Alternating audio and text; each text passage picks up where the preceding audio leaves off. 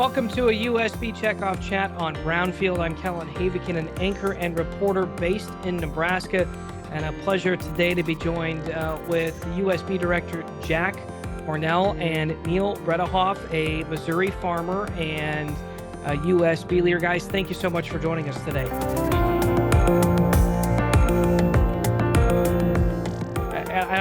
Our topic today is farmers for soil health. And Jack, I want to start with you before we get into cover crops and sustainability from that aspect. Tell me, what is the partnership for Farmers for Soil Health? What's it about and who does it involve? So the Farmers for Soil Health is a partnership that was created with the pork checkoff, the soybean checkoff, and the National Corn Growers, where we came together to create a project that we work across rotations to increase sustainability and increase profitability on farms. And our we set out a metric that was looking at increasing the adoption of cover crops with the goal of getting 30 million acres of cover crops by 2030. Well, I have to ask, 3 years into the decade, where are we at on that measurement? Yeah, right now, I mean, you think about all the efforts that have been put into farmer adoption of cover crops. We're still only sitting at 6% nationally. A lot of states are hovering around 3%. And one of the things that we identified is obviously the cost component of changing new practices, right? I often tell people outside of agriculture, it's like switching from a hamburger shop to a pizza shop, right? You got to change everything. You got to change equipment. You got to change your menu. You got to change all these different things. And so the cost component was a big piece of that. And then also the technical assistance. How do you switch these things out? And what are the steps to do that? And what are the economics behind it? And what's the timeline to become profitable within this new operation? So hopefully our Farmers for Soil Health is addressing that by allowing a cost share piece and then also investing heavily into the technical assistance for farmers to make those changes. Neil, what's been your experience with cover crops on your farm in Missouri? Well, we started using cover crops about 8 to 10 years ago on a few acres, and now we're putting cereal rye cover crop on about half our acres every year, and looking to try to expand that to all our acres.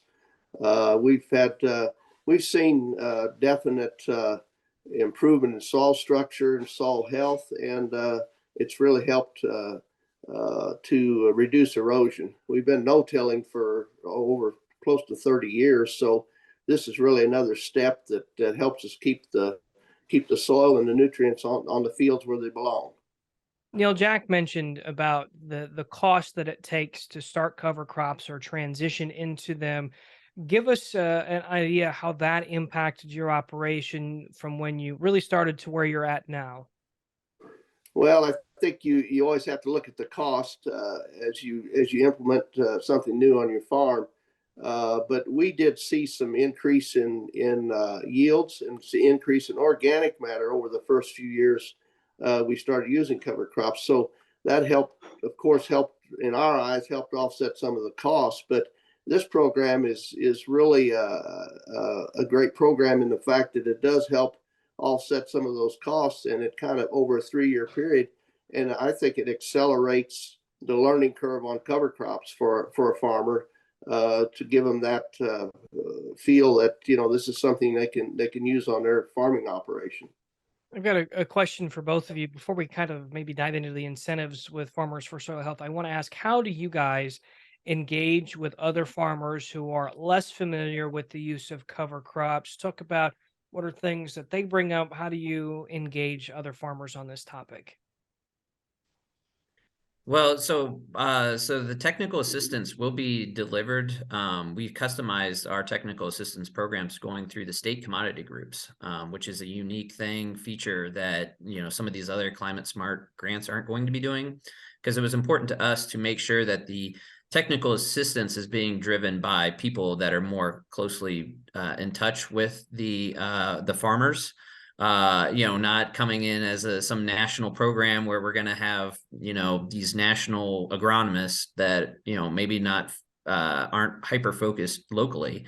And so that was a big component of us, is having the states help to customize what that technical assistance looks like, who's already working with farmers, and who needs that additional incentive to kind of help additionally those farmers. And so that was a big component of Farmers for Soil Health, is working with the states that could really help the farmers.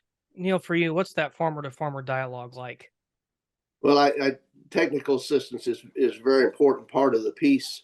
I think it's one also that can, I tell farmers, well, try it on a few acres.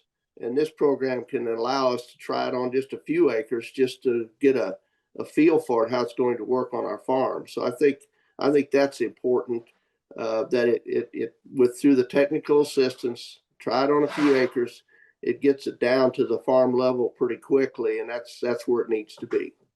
Guys, let's dive into the incentives here in this cost share mechanism. Jack, tell us more about that.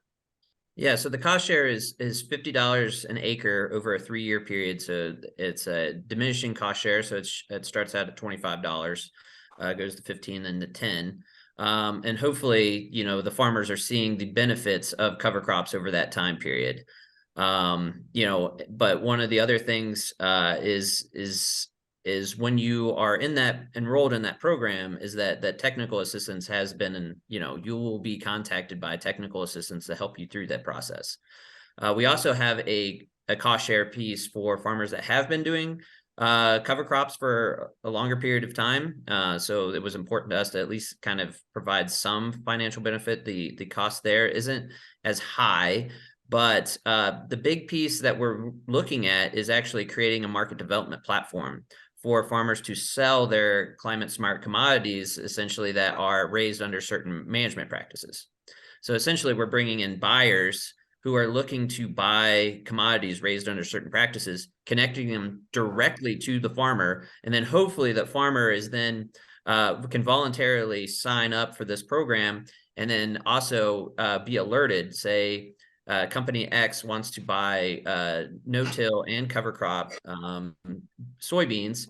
The farmer is alerted, would you like to participate within this sale? And so we're creating this market platform as additional revenue stream for farmers. And so that's kind of the value added to increase the profitability for farmers participating in some of these sustainability practices. So it sounds like to me it's a carbon credit program. Is that a fair way to categorize what you're describing? We are not a carbon program. Okay. We are looking at practice-based incentives. So you can get paid for the cover crops on per acre for a cost share, but then the market development is set up based on practices. So whatever carbon credits, water credits are claimed by a company, the farmers are insulated from those claims because we are solely paying farmers for practices. It is not a carbon program. Yeah, Jack, thanks for that. I think it was an important distinction to make, especially now as we're having this conversation about carbon credits and carbon sequestration, to point out the differences there. I know that there's also a digital platform that this is being undertaken. Jack, tell me more about the purpose of this and how the data that's gathered can help farmers. Yeah, so it was important to us that it's a volunteer system, and so the farmers don't have to participate in that marketplace if they don't want to. And it was important that we kind of work to increase accountability and traceability for, a lot of these companies are wanting that traceability, accountability for their own auditing needs, whatever they're going to claim. And we can provide that from a farm level, but we wanted to do it in a way that was comfortable for farmers, in a way that, farmers are protected, so there shouldn't be people coming on their farm soil sampling, looking at what did your carbon, is your active carbon at X, right? Did you change it to Y? And so farmers will be insulated from a lot of that. And so it was important to us to have some of the protections in place for the farmers, because we're going to be a farmer-centric program, where some of these other climate smart programs are probably more, coming from private industry, or they're kind of a carbon program. And so I think that was important for us to kind of make ours farmer centric. Neil, I want you to weigh in here on this initiative and the digital platform and this as a farmer, what's this like to have kind of this new area in agriculture, an additional revenue stream coupled with data? Well, I think it's important because I think we always hear from our customers, how are you sustainable? What do you do? What sustainable practices do you have? And I think it helps us as a farmers to be able to say, okay, this is what we do, and I look at this program and I think the beauty of the program, the way I look at it is it's uh, there's kind of three areas as a farmer you look at it. Well, if you've never used cover crops, it's a good program to get started. If you have cover crops, to expand, or help out on if you've got if you're completely using cover crops on all your acres. So, I think those three avenues will be enticing to farmers, and then this data and the digital footprint we have is going to be really great as we look into new markets down the road, because that's a question we always get asked from our customers: how sustainable you are on your farms. So I think this is really going to give us the ability to prove those points. And I really like the component of allowing farmers to be in the driver's seat, right? So, they get to choose kind of who they're dealing with, and they get to volunteer which acres are enrolled and which ones aren't. So they get a chance to just kind of, you could only do 20 acres and kind of play with it and see how it works, right? So it's not like you got to go a whole farm to get a certain payment, right? It's all at the farmer level and under their comfort level. Guys, as we wrap up, we've thrown out the S word quite a bit and sustainable or sustainability. I want to know from each of you, what's kind of your definition? What does sustainability mean for you guys? Because I feel like we use that term a lot from a producer and consumer side and even on the trade side. But what's that mean for you guys? I'll go first. Yeah. Yeah, that's a big bite. So sustainability to me is really continuous improvement on farm. The continual land stewardship, right? So, and one of my jobs is really to help elevate kind of the understanding of what farmers are doing every day to increase the land conservation, water conservation. So they're doing all these things, but they have not been compensated for their efforts, right? Historically, farmers have never compensated for a lot of this, or at least to the level that they should be. And I think it's, a point to kind of think about sustainability is really could be different for all different soil types. A guy on a different side of the river than the other. And so really for me, when I strive for helping farmers with sustainability, it's the continual improvement to help them, have that generational approach to farm, passing it down, having those healthy, profitable farms, because they are the ultimate conservationists. And so I'm going to try to work as hard as I can to keep them in business. And then also knowing that they're going to provide the land stewardship that is needed. What about for you, Neil? Well, I think I look at sustainability a lot of the same light, but sustainability on our land is continually raising a crop that gets better every year, but also to keep the natural resources, of course, the soil in place.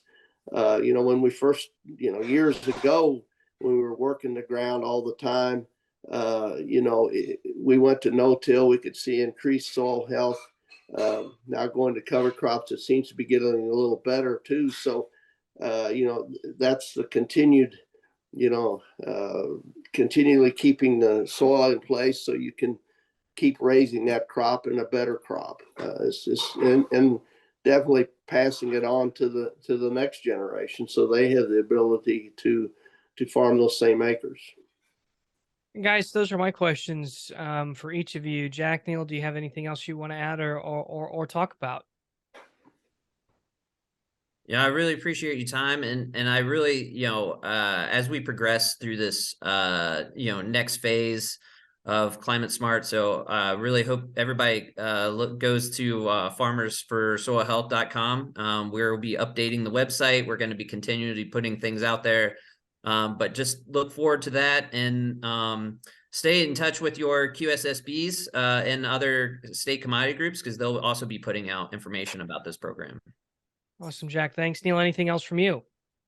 Well, I just encourage farmers to take a look at this program, because I think it has some value for us as farmers to a lot of the things we just said. So I just would encourage farmers to take a look at it and try to get involved at some level. Neil Bredehoff, a Missouri farmer and leader with the United Soybean Board, and Jack Cornell, director. Guys, thank you so much for joining us to talk about Farmers for Soil Health and the importance of cover crops. Appreciate your guys' time. All right, thank you. Thank you. That's been another USB Checkoff Chat with Brownfield. I'm Kellen Heavican for Brownfield Ag News.